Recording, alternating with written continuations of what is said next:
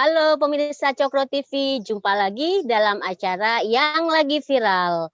Bersama saya seperti biasa nih, ada Kak Ade Armando. Halo Halo, Kak Ade. halo Nong, Mas halo penonton. iya, Mas Eko Kuntadi Kisanak. Halo, sambil minum Dan kopi. tambahan lagi nih, biasanya kita bertiga, sekarang ada host Cokro, yaitu Mas Ahmad Sahal. Halo Hal. Halo Nong, halo Iya. penonton. Ini berempat karena memang temanya seru banget, yaitu terkait Partai Demokrat yang masih gonjang-ganjing setelah adanya KLB yang memutuskan Jenderal Muldoko sebagai ketum. Nah, konon nih, AHY ini kan move-nya udah kemana-mana. Dia ketemu dengan Pak Mahfud MD, dengan Menkumham, dan terakhir dikabarkan sudah ketemu dengan Presiden Jokowi. Nah, di sisi lain juga Jenderal Muldoko nih, ketum terpilih di KLB itu, katanya juga ketemu dengan ketum PDIP, partai terbesar saat ini ya. Nah, kita akan membicarakan soal ini nih berempat dan pasti seru nih. Dan siap-siap menyimak ya pemirsa, karena akan rugi kalau tidak sampai selesai. Gimana nih Kak Ade dulu seperti biasa kita dengarkan komentarnya nih, tausiahnya. Gimana nih Kak Ade ngelihat kondisi Demokrat sekarang ini nih, khususnya AHY ya dan Muldoko? Ya, tapi saya mau sebenarnya komentar sedikit ya tentang dari mana asalnya berita, terutama yang terakhir itu. Ini masalah di Indonesia nih, Nong dan Eko dan Sahal nonton. Terlalu sering berita itu didasarkan pada kata orang, ya. Dan sebetulnya agak prihatin saya melihat bahwa media sebesar Tempo itu memberitakan sesuatu tuh hanya berdasarkan sumber yang nggak dia sebut namanya ya. Nah, dalam hal ini sebetulnya berita mengenai Pak Jokowi bertemu dengan AHY maupun Megawati bertemu Muldoko, betul. Itu sebetulnya bukan berita resmi ya. Cuma kayaknya dikabarkan. Cuman kayaknya yang Pak Jokowi bertemu AHY lebih bisa dipercaya gitu ya, karena paling tidak nggak ada bantahan ya. Tapi kalau soal Megawati dengan Muldoko itu kan betul-betul dibantah oleh Hasto. Walaupun bantahannya kalimatnya tidak ada bukti gitu kan. Jadi kalau yang Muldoko ketemu, tapi faktanya nggak tahu ya. Kita nggak tahu persis karena saya baca Tempo itu yang koran ya. Itu tulisannya adalah menurut sumber kan. Kalau menurut sumber ini kan agak repot gitu ya. Sehingga untuk sementara kita harus, kalau yang Muldoko ketemu Megawati kita rada hati-hati. Tapi yang lebih menarik barangkali yang Jokowi ketemu sama AHY kan, terutama mengingat selama ini ada gambaran, paling tidak ada framing lah yang sudah berkembang bahwa di belakang KLB Demokrat itu ada Jokowi ya. Sekarang kalau sampai AHY datang menemui Jokowi ya, itu kan seperti memberi kesan bahwa paling tidak kubu Demokrat nih, kubu Pak SBY tidak memandang seperti itu, walaupun lagi-lagi kita nggak tahu apa yang dipercakapkan di sana. Mungkin itu dulu saya. Iya, jadi kan memang selama ini memang kesan yang dimunculkan bahkan di awal-awal justru oleh kalangan Partai Demokrat sendiri itu mengatakan bahwa Jokowi di belakang Muldoko. Bahkan kalau di Twitter sempat ada semacam kesatuan tuh antara KSP dengan Muldoko yang seakan-akan itu secara institusional nggak bisa dibantahkan. Kalau nggak salah kayak Sahal, Eko Kuntadi, Mas Eko, maksudnya Mas Denny sampai men-tweet juga ya, secara kompak itu mengatakan itu nggak benar. Gimana nih? Siapa dulu, Mas Eko apa Mas Sahal nih? Sahal dulu ya. Mas Eko yang udah ngopi dia. Iya. Iya, ini menarik ini. Yang pasti kalau benar beritanya dan nggak ada yang bantah seperti Bang Ade bilang, AHY atas nama Demokrat sudah ketemu Pak Jokowi. Pak Muldoko tidak pernah atas nama Demokrat ketemu Pak Jokowi, atas nama KSP mungkin sering gitu.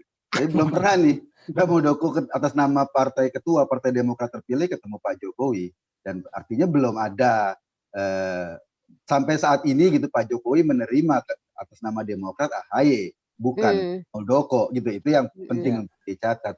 Jadi apapun ceritanya, framing bahwa Pak Jokowi terlibat dalam proses ini sampai saat ini kan nggak terlihat kan, karena Pak Muldoko ketemu Pak Jokowi dalam kerangka sebagai KSP, ketua KSP, bukan sebagai ketua Partai Demokrat. Yang kedua, menurut saya kabarnya kalau kita baca Tempo itu kan Pak Jokowi menjanjikan penyelesaian yang objektif dan adil nanti di Partai Demokrat ya. Janji itu sendiri menunjukkan bahwa dia tidak terlibat secara institusional, dan penerimaannya terhadap AHY juga kan menunjukkan bahwa Pak Jokowi berdiri di tengah terhadap konflik di Partai Demokrat ini gitu loh. Dan yang menarik memang sampai sekarang karena Pak SBY, AHY dan semua orang Demokrat itu menyatakan KSP Muldoko, seolah-olah KSP secara institusional kan terlibat terlibat habis-habisan dalam proyek ini, padahal ini mungkin cuma Pak Muldoko sendiri dalam konteks di KSP, orang-orang KSP yang lain kan nggak ada yang nongol. Jadi seperti yang pernah Bang Ade cetuskan, Denny juga pernah cetuskan, menurut saya tidak ada salahnya kalau Pak Muldoko mau all out megang Demokrat dalam artian pertarungan Demokrat melawan AHY ini, Pak Muldoko mundurlah dari KSP, jangan bersembunyi di ketiaknya Pak Jokowi gitu loh. Menurut saya itu yang harus dilakukan. Nggak muat kok. Oh iya, muat. agar orang Demokrat yang ada di belakang Pak Muldoko juga yakin, oh iya dia serius loh, mau mati-matian perjuangin Demokrat, bukan cuma ada kakinya satu di istana, satu di Demokrat, kan separuh-separuh gitu loh. Kalau mau kayak gitu, biar ya, orang-orang di belakang Pak Muldoko yang memang menjadi bagian dari Partai Demokrat juga yakin. Tapi kalau Pak Muldoko masih setengah-setengah, dia kehilangan Demokrat, nanti nggak apa-apa, balik lagi tetap ada di KSP, kan orang jadi nggak yakin gitu. Saya pikir itu. Makasih Teno. Iya, nah ini juga nih Mas Ahal, bahwa pengamat, khususnya pengamat politik dari luar itu mengaitkan soal framing Jokowi di belakang Muldoko itu terkait dengan bahwa partai ini kan harus dikuasai untuk 2024 nih ya. Berarti terkait dengan jabatan Jokowi yang 3 periode ini, yang kemudian kemarin juga sempat dibantah. Nah, gimana nih? Mungkin Mas Al sendiri baca peta pengamat-pengamat ini terkait isu ini gitu loh. Apakah benar? Kalau misalnya ngelihat dari pertemuan AHY dengan Jokowi yang tadi juga dijelaskan oleh Kak Ade dan juga Mas Eko, sebenarnya itu terbantah kan? Ya, gitu. Kalau sebenarnya kan tuduhan orang atau kecurigaan orang terhadap Jokowi sebagai mastermind itu kan karena tadi yang seperti kata Mas Eko bahwa Muldoko ini kan masih ketua KSP ya sekarang sampai sekarang, dan menariknya para host Cokro TV tanpa ngomong sama satu sama lain semuanya setuju bahwa harusnya lebih elok kalau Pak Muldoko saat ini mundur dari KSP, karena untuk menceraikan hubungan antara KSP dengan manuver Pak Muldoko di Partai Demokrat gitu. Jadi kalau di tweet masing-masing, saya, Eko, Bang Ade, Denny Siregar, itu semuanya minta supaya Pak Muldoko mundur. Iya. Ini jarang sekali host Toko TV sepakat dalam tweet yang sepakatnya di tweet lagi. Karena kalau dalam ghosting Kaisang kan justru berbeda ya. Makanya kalau nah, pilih makan siang juga berbeda. Pilihan makan siang juga berbeda. Nah, jadi soal KSP itu makanya itu harus dikelirkan. Nah, tuduhan orang kan dan sekarang lagi rame kan, jadi Jokowi menjadi mastermind kisruh Demokrat karena dia punya kepentingan untuk 3 periode itu kan, dan yang sekarang kan tuduhan itu ramai sekali. Jadi salah satunya tulisan John Macbeth di koran Asia Times gitu ya, di media Asia Times yang dikutip di banyak tempat juga, bahwa Jokowi mengarah kepada pengen 3 periode sehingga dia mengambil Demokrat. Dan ini juga sangat bisa dipatahkan ya, karena dan ini saya mengutip misalnya Kodari misalnya yang mengatakan bahwa Jokowi nggak butuh Partai Demokrat kalau mau amandemen. Dia sudah punya 80% dukungan, belum lagi ketua DPD itu semuanya mayoritas dukung Jokowi. Jadi untuk amandemen, untuk kalaupun toh memang ada niat itu ngapain membajak Demokrat, nggak butuh dia. Bahkan Demokrat dan PKS sekalipun dijatuh bersatu itu juga nggak diperlukan gitu loh. Sekarang udah cukup kalau niatnya itu gitu loh. Jadi what's the point gitu? Tujuannya apa? Ini untuk bantahan soal itu ya, soal bahwa Jokowi sebagai mastermind. Terus jaga yang terakhir soal Demokrat sendiri. Jadi ini saya misalnya menyimak pemaparan Profesor Salim Said ya di salah satu dialognya, dia bilang Demokrat itu sebenarnya justru kisruh pertamanya itu yang pertama mengkudeta itu justru SBY katanya. Jadi SBY lah yang mengkudeta Demokrat melalui menyingkirkan para pendiri Demokrat senior, terus mendudukkan anaknya sebagai ketua dan dia sebagai dewan ketua penasehat dan seterusnya. Ketua dewan pembina. Jadi ini kisruh itu dari dalam. Nah, majelis tinggi masa. Oh iya, ketua majelis tinggi. Ketua majelis tinggi ya, SBY ya. Nah, orang-orang yang tersingkir ini, yang para senior, para pendiri ini, kemudian nyari figur di luar. Tadinya yang diminta untuk jadi ketua itu Gatot Nurmantio, Jenderal Purnawirawan Gatot menolak. Kemudian mereka melirik kepada Muldoko. Muldoko mau gitu. Artinya kalau dilihat dari cerita ini, inisiatif itu memang dari Demokrat gitu. Jadi artinya ini membantah tuduhan bahwa Jokowi mastermind gitu loh. Ya.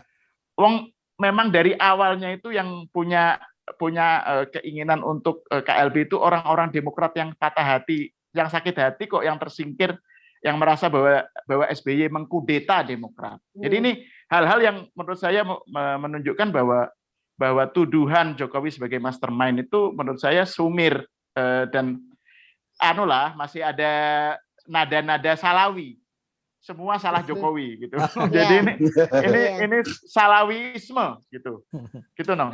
Ya, dan satu lagi ya kalau soal Jokowi ini di laporan Tempo yang sama ya. Itu tadi saya katakan kan masalah dengan laporan Tempo tuh kebanyakan sumber yang tidak bisa disebut namanya itu. Anonim ya. Tapi ada yang satu yang sumber yang sangat kuat yaitu Pak Mahfud MD ya. Mahfud MD itu bilang ke Tempo bahwa dia sudah tanya sama Jokowi apakah Pak Jokowi tahu ya dan mendukung apa yang dilakukan oleh Muldoko. Dan menurut Pak Mahfud kepada Tempo nggak tahu dan nggak mendukung ya. Jadi ini firm nih suara dari istana yang menyatakan bahwa ya memang tidak langsung Pak Jokowi yang bicara ya, tapi sekarang jelas kalau Pak Mahfud yang ngomong masa sih dia bohong. Jadi memang Pak Jokowi udah bilang saya nggak tahu dan saya nggak ikut-ikutan. Tapi yang menarik kemudian ada pertanyaan dari Pak Mahfud ke Pak Muldoko ya. Pak Muldoko kenapa nggak ngasih tahu sih ke Pak Jokowi? Kan asumsinya dia Pak Jokowi nggak tahu kan, artinya nggak ngasih tahu kan. Pak Muldoko yang menarik jawabannya adalah saya tidak ingin melibatkan Presiden istana, ya. Presiden. Ini adalah langkah saya sendiri. Yang sebetulnya bukan sesuatu yang terlalu baru juga ya, karena beberapa pihak sudah mengatakan bahwa ini tindakan langkah independen lah ya, mandiri dari Pak Muldoko. Dan kan menarik bahwa memang dalam barangkali seminggu atau 10 hari terakhir ya, Pak Muldoko tiba-tiba nggak muncul di mana-mana di media sampai akhirnya kita mendengar bahwa dia ketemu dengan Bu Megawati yang kemudian dibantah tersebut. Jadi memang menurut saya sih harusnya sih kita sudah tiba pada kesimpulan kalau saya yakin Pak Jokowi memang nggak tahu dan nggak terlibat. Tapi memang pertanyaan mengenai 3 periode yang diangkat oleh Sahal itu menurut saya memang isu yang juga hidup yang menarik. Karena sebetulnya memang banyak pihak loh, harus diakui ya. Saya ngobrol dengan orang, ini bukan ngomong, kalau saya kan levelnya nggak ngomong sama petinggi partai kan. Saya ini siapalah ya. walaupun kata si Sama Ustadz itu, ngomong sama penasehat partai. iya benar. Iya, Walaupun katanya saya dibayar berapa kok 74 miliar 74 miliar ya. ya Padahal oleh 78 pemerintah ya. menurut Ustadz Musang berjenggot itu. Ustadz yang nggak jelas siapa. Nggak jelas ada namanya, tapi dia barangkali penonton Cokro tahu. Tapi poin saya adalah bahwa apa namanya ya kita menjadi sangat firm ya bahwa ini adalah sesuatu yang tidak datang dari Jokowi. Tapi memang kemudian kita akan bertanya-tanya kalau gitu kenapa ya?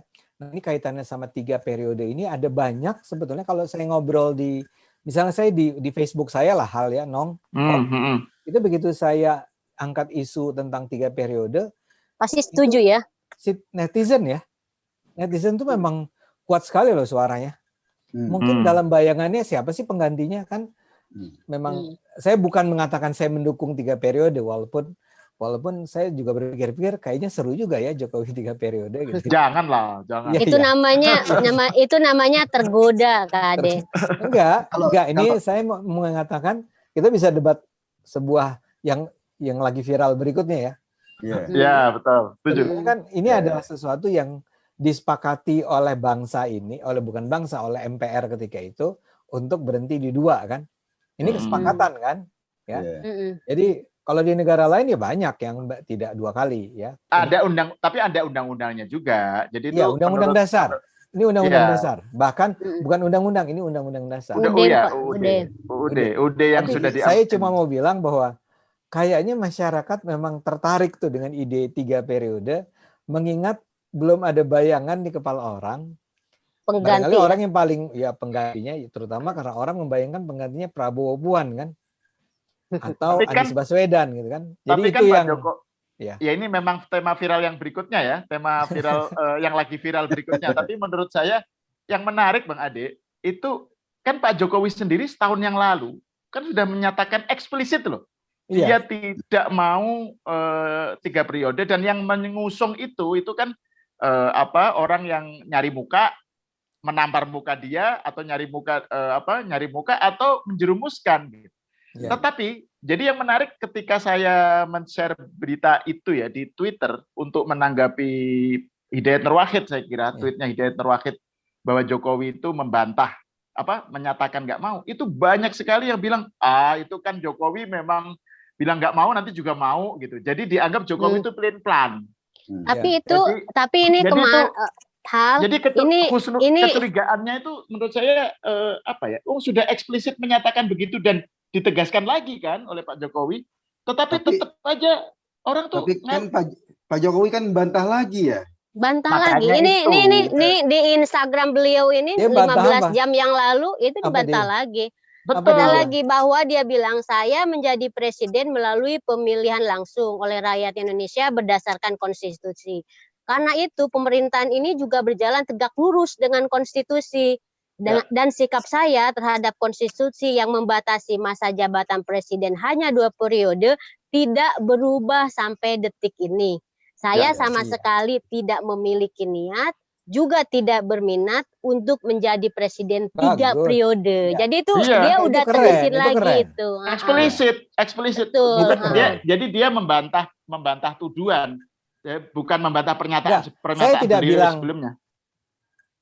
Saya tidak bilang bahwa Pak Jokowi itu tertarik untuk menjadi atau ingin atau berniat atau enggak. Saya lagi bilang bahwa sebetulnya kalau ditanya masyarakat, kita bikin polling nih,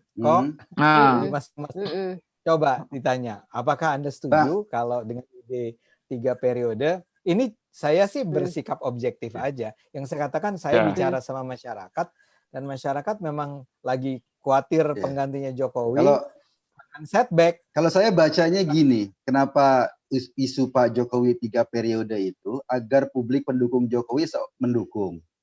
Karena mendukung itu untuk 3 periode harus ada amandemen undang-undang. Itu seperti membuka undang-undang dasar. Itu seperti membuka kotak Pandora. Nanti ujung-ujungnya pemilihan lewat MPR. Para ketua partai yang selama ini nggak populer punya peluang. Jadi presiden. Sementara Pak Jokowi kan dalam konteks elit partai ini kecelakaan. Pak Jokowi bukan elit partai, bukan siapa. Naik jadi presiden gitu loh. Sementara elit-elit partai sampai sekarang surveinya nggak ada yang signifikan kecuali Prabowo. Iya. Yang lain nggak Jadi ada yang signifikan. Yang diuntungkan justru para elit partai pendukung wacana ini gitu. Jadi makanya Pak Jokowi, dan ini lagi-lagi kita harus menggarisbawahi, Pak Jokowi sendiri bilang ini jangan-jangan menjerumuskan saya gitu loh. Betul, itu yang dia poin terakhir jadi ya, kita harus mengawal Jokowi supaya itu.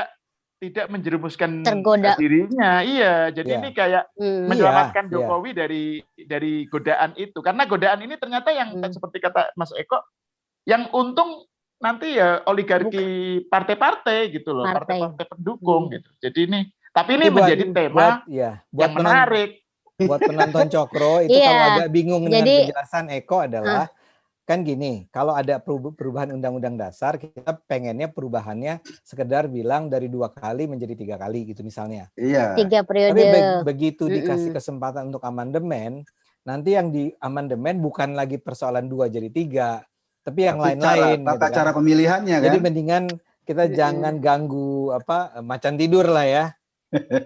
Iya betul, jangan kasih kesempatan.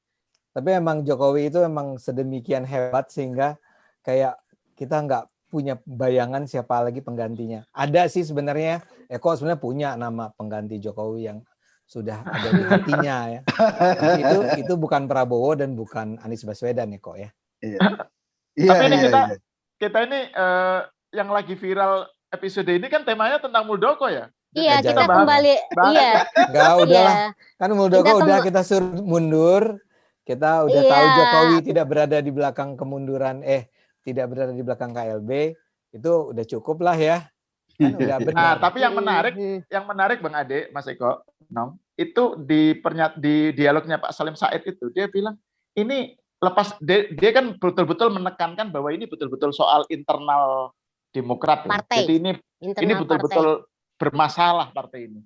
Jadi kata dia, ya ngapain sih itu lepas dari soal KLB dan seterusnya, kisruh ini tuh memperebutkan apa gitu loh. Ini partai ini mengecil, udah makan sudah lama merosot gitu ya. Jadi sebagai partai juga nggak signifikan. Jadi tapi Salim Said nggak bisa juga bilang gitu dong, Hal. Iya, justru kan buat yang ingin menyelamatkan partai itu kan dia tidak terpuruk, pengen dibesarin lagi kan. Enggak, kalau kita lihat survei, Demokrat itu tetap 5 besar kok, Hal. Betul. Lalu 5 bisa besar. dibilang kecil. Iya. Sebetulnya pertanyaan yang paling signifikan tuh Pak Muldoko ketika dia menyetujui jadi ketua Demokrat, apa targetnya di 2024? Nah itu memang. Itu penting. Karena kan mungkin kan di 2024 itu kan capres itu istilahnya mulai dari nol. Iya. Dan mungkin Muldoko juga karena ada kendaraan Demokrat, dia bisa konsolidasi dengan partai-partai yang lain buat posisi dirinya. Jadi salah juga kalau dibilang ini tujuannya ke Jokowi. Kalau saya pribadi ngelihatnya justru hanya untuk Muldoko pribadi memang seperti yang dia sampaikan selama ini dan salah satu penyandang dana KLB kan Nazarudin, ini menarik kan? Iya. Iya, itu beredar fotonya ya. Fotonya kan beredar tuh. Iya. Jadi memang kalau dari berbagai fakta, dari foto, dari berita dan lain-lain sekarang sudah terkonfirmasi pemirsa Cokro TV bahwa Jokowi sama sekali tidak berada di belakang Muldoko, ya kan? Itu yang bisa kita simpulkan dari yang lagi viral sekarang ini. Nah, betul. Pakai akal sehat dan harus dilemesin terus. Ya kan Mas Eko? Iya. Ini yang menarik ini Cokro TV sikapnya agak clear dan kemudian berhadapan dengan kakak pembina. Tapi bukannya kakak pembina itu ada beberapa Mas Eko. Termasuk temennya Mas Eko itu tuh yang kakak pembina itu. Jadi oke, saya kira cukup ya. Cukup. Yang di belakang yang Cokro TV itu sebenarnya bukan ngikuti kakak pembina tapi kakak tua. Kalau kakak tua berarti bukan manusia dong. Kita ikuti kakak penggalang atau kakak siaga. Kakak pembina itu orang tua gitu. Dan ini membuktikan bahwa Cokro TV memang nggak pernah bisa atau tidak seperti yang selama ini difitnah di mana-mana. dipesan, di apa segala macam. Kita semua memang bebas berbicara berdasarkan akal sehat, berdasarkan fakta, data, dan bukan karena diminta oleh kakak pembina. Oke, daripada ngawur ke sana kemari, saya kira kita cukupkan dulu ya, Mas Eko, Kak Ade, Mas Ahal. Kita akan bertemu lagi di yang lagi viral berikutnya dengan tema yang asyik. Nah, pemirsa juga bisa usul tuh, kita mau bahas apa aja yang menurut pemirsa menarik untuk kita bahas. Oke, kita ketemu lagi secepatnya. Bye-bye, salam semuanya. Thank you. Terima kasih. Salam semua.